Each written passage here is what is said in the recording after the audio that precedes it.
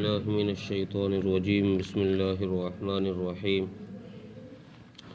ودوا لو تكفرون كما كفروا فتكونون سواء فلا تتخذوا منهم أولياء حتى يهاجروا في سبيل الله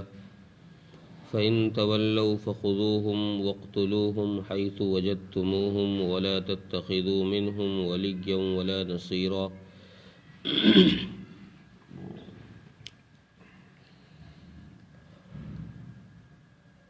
اس سے پہلی آیت میں مسلمانوں کو یہ تاکید کی گئی تھی کہ جو مسلمان دو گروہوں میں بٹ گئے تھے ان لوگوں کے متعلق جو مدینہ منورہ آئے اور پھر واپس مکہ چلے گئے، ان کی رائے میں، ان کے بارے میں جو رائے تھی مسلمانوں کی، اس میں دو قسم کے لوگ تھے۔ کچھ لوگوں کا کہنا تھا کہ یہ مسلمان ہیں، کچھ لوگوں کا کہنا تھا کہ اگر مسلمان ہوتے تو ہجرت کر کے واپس آتے یہاں، یہ مسلمان نہیں ہیں، منافق ہیں۔ اللہ تبارک و تعالیٰ نے ان جانے والے لوگوں کا معاملہ یہاں صاف کیا ہے کہ وہ کیا ہے، ان کے بارے میں کیا رائے رکھنی چاہیے، کیا خیال رکھنا چاہیے اور کیا یقین رکھنا چاہیے۔ اللہ تبارک و تعالیٰ نے فرمایا ہے کہ جو لوگ یہاں سے چلے گئے ہیں وہ مسلمان نہیں ہیں، وہ تو کافر ہیں، اور وہ یہ چاہتے ہیں کہ تم بھی کفر میں مبتلا ہو جاؤ، جیسے وہ کافر ہو گئے ایسے ہی تم بھی کافر ہو جاؤ۔ ان کی منشا یہ ہے تاکہ سب برابر ہو جائے، اسلام باقی نہ رہے اور سارے لوگ کافر ہی ہو جائیں، ان کی خواہش یہ ہے۔ اللہ تبارک و تعالیٰ نے پھر اس کی پہچان کے لیے، ان کی پہچان کے لیے یہ بات ارشاد فرمائی کہ تم اپنا ان میں سے کسی کو دوست بھی مت بناؤ، چونکہ تم مسلمان ہو، تم اللہ اور اس کے رسول پر ایمان لے کر آئے ہو، اس لیے تم مسلمان ہو تو تمہارا کام یہ ہے کہ تم کسی ایسے آدمی کو جو اللہ اور اس کے رسول پر ایمان نہ رکھتا ہو اس کو اپنا دوست نہ بناؤ، حتیٰ یہاجروا، یہاں تک کہ فی سبیل اللہ، یہاں تک کہ اس بات پر وہ تیار ہو جائیں کہ وہ ہجرت کریں۔ جیسے صحابہ اکرام رضوان اللہ علیہم اجمعین نے ہجرت کی ہے۔ مفسرین نے لکھا ہے کہ ہجرت دو طرح کی ہے، بلکہ تین طرح کی ہجرت کے متعلق تفسیر مظہری نے لکھا ہے۔ ایک ہجرت تو وہ ہے جو ابتدائے اسلام میں تھی، جس میں صحابہ اکرام رضوان اللہ علیہم اجمعین نے حبشہ ہجرت کی ہے، مدینہ منورہ ہجرت کی ہے، یعنی دارالکفر سے اپنے ایمان کو بچا کر کسی دوسری جگہ چلے جانا، ایک ہجرت تو یہ۔ دوسری ہجرت یہ ہے کہ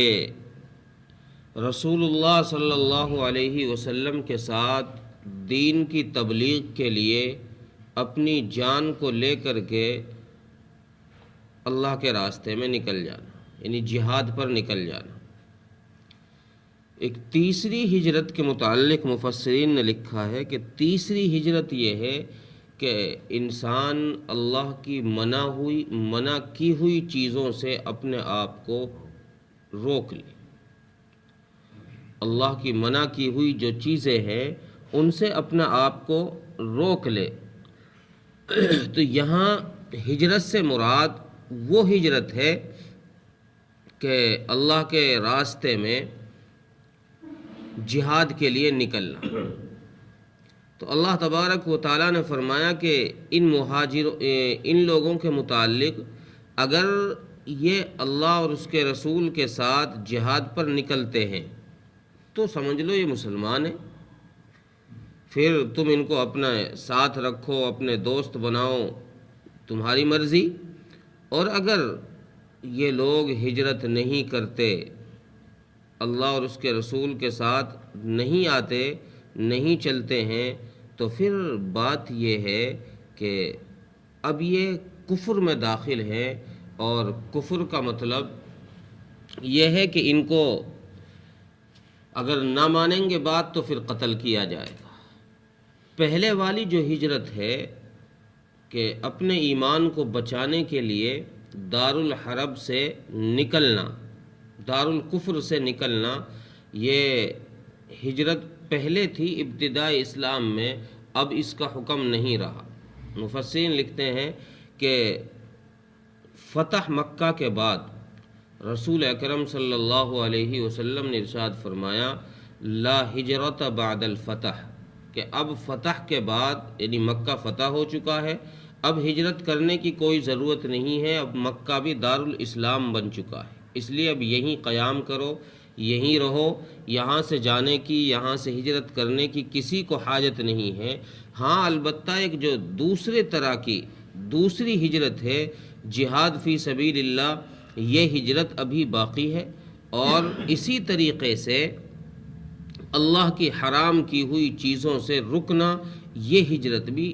باقی ہے اور یہ قیامت تک باقی رہے گی۔ تو اللہ تبارک و تعالیٰ نے ان لوگوں کی یہ پہچان بتلائی کہ اگر تم ان کو ہجرت میں ساتھ دیکھ لو، یعنی وہ تمہارے کہنے کے ساتھ ہجرت کر لیں تو وہ مسلمان ہیں، ان کی بات مان لو، اور اگر وہ ہجرت نہیں کرتے فَإِن تَوَلَّوْا، اگر وہ الٹے پھر جاتے ہیں، تم نے ان سے کہا کہ بھئی چلو جہاد پر،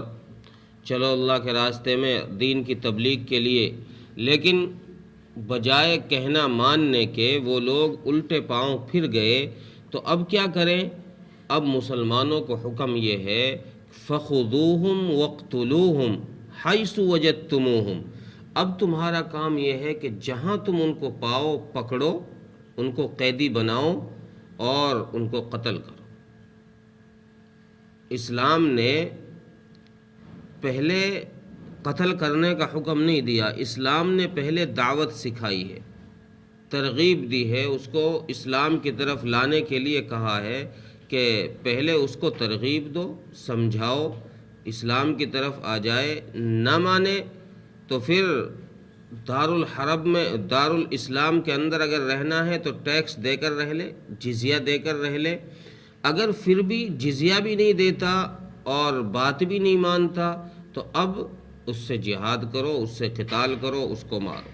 تو اللہ تبارک و تعالیٰ نے جو یہ مدینہ منورہ لوگ مکے سے چل کر آئے اور پھر بہانہ بنا کر واپس مکہ چلے گئے، ان کے بارے میں جو مسلمانوں کی دو قسم کی رائے تھی، اللہ نے اس کو صاف کر دیا۔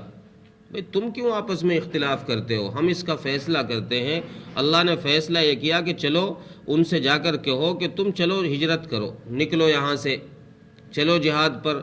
اگر وہ تمہارے ساتھ آ جائیں تو وہ مسلمان ہیں، اور اگر نہ آئیں تو کافر ہیں۔ صاف سی بات قرآن کریم نے بیان فرما دی کہ پھر ان کے کفر میں کسی قسم کا شک نہیں ہے، اب ان کا کام یہ ہے کہ ان کو مارو، پکڑو، جہاں مل جائیں وہاں قتل کرو۔ اور پھر آخر میں اللہ تبارک و تعالیٰ نے ایک بات اور ارشاد فرمائی وَلَا تَتَّخِذُوا مِنْهُمْ وَلِيًّا وَلَا نَصِيرًا، کہ کسی نافرمان کو، کسی اسلامی دشمن کو،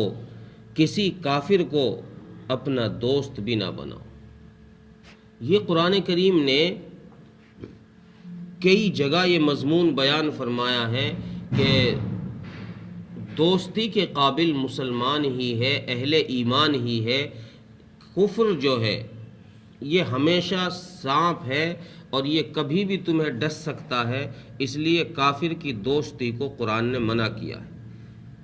اس کی تشریح فقہا نے یہ کی ہے کہ کافروں سے کہیں ایسا معاملہ پڑ جائے کہ تم دار الکفر میں رہ رہے ہو یا ایسی جگہ رہ رہے ہو جہاں کفر کا غلبہ ہے، تو وہاں تم دوستی لگا سکتے ہو، اس حد تک کہ ان کو اپنی راز کی باتیں نہ بتاؤ، یعنی ان کو اپنا جگری یار نہ بناؤ، ایسا گہرا دوست نہ بناؤ کہ وہ تمہارے اندر کی باتوں کو بھی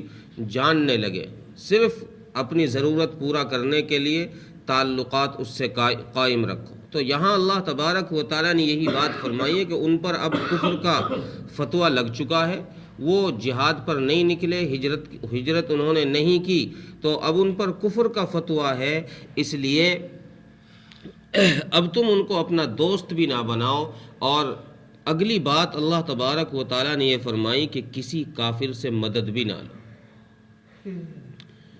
کسی کافر سے مدد بھی نہ لو۔ جنگ بدر کے اندر کچھ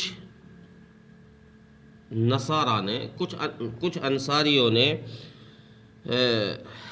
یہودیوں سے مدد لینے کے لیے رسول اللہ صلی اللہ علیہ وسلم سے کہا کہ یا رسول اللہ، ہم کچھ کمزور بھی ہیں، حالات صحیح نہیں ہیں، مالی اعتبار سے کمزور ہیں، آپ ایسا کریں کچھ جو یہ یہودی ہیں ان سے مدد لے لیں۔ آپ صلی اللہ علیہ وسلم نے ارشاد فرمایا کہ یہ خبیث قوم ہے، ان سے مدد ان سے ہمیں کوئی حاجت نہیں، ان سے ہمیں کسی طرح کی کوئی مدد نہیں لینی۔ تو اس سے یہ پتہ چلا کہ کافر سے مدد لینے کی بھی جنگ کے حالات میں اللہ تبارک و تعالیٰ نے منع فرمایا ہے کہ جنگی وقت میں جب جنگ ہو رہی ہو تو کسی کافر سے مدد بھی تمہیں نہیں لینی، تمہیں خود اپنے ایمان کے بل پر لڑنا ہے۔ اس لیے اللہ تبارک و تعالیٰ نے فرمایا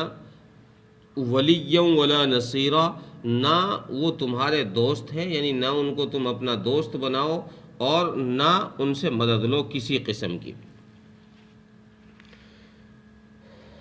ترجمہ دیکھیں، وَدُّوا لَوْ تَكْفُرُونَ كَمَا كَفَرُوا فَتَكُونُونَ سَوَاءً فَلَا تَتَّخِذُوا مِنْهُمْ أَوْلِيَاءَ، وہ تو یہ چاہتے ہیں کہ تم کفر کرو جیسے انہوں نے کفر کیا۔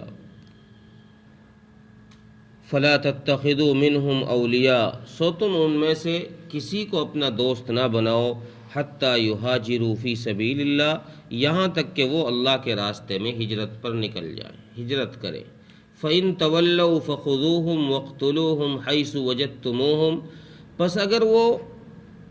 روگردانی کرے، الٹے پھر جائے، یعنی تمہاری بات نہ مانے، ہجرت نہ کریں، تو پھر فَخُذُوهُمْ، ان کو پکڑو اور ان کو قتل کرو جہاں تم ان کو پاؤ، جہاں تمہیں وہ مل جائیں وہاں ان کو پکڑو اور مارو۔ وَلَا تَتَّخِذُوا مِنْهُمْ وَلِيًّا وَلَا نَصِيرًا، اور نہ بناؤ ان میں سے کسی کو اپنا دوست اور نہ ہی مددگار۔ اللہ تعالیٰ میں